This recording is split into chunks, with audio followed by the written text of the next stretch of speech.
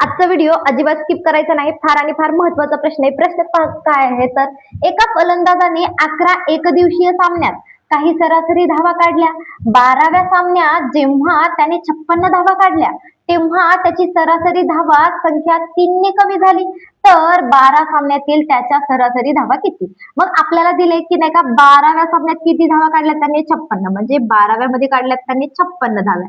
आणि आता आपल्याला पुढे काय म्हटलंय की पहा तर आपल्याला सांगितलंय की नाही का 3 ने कमी जेव्हा कधी 3 ने कमी आणि किती नाही का एका दिवशी सामना कितीचा होता तर 11चा होता. म्हणजे 11 गुणिले 3 केले किती आले 33 धावा त्यांनी कमी काढल्या. 33 धावा त्यांनी कमी काढल्या.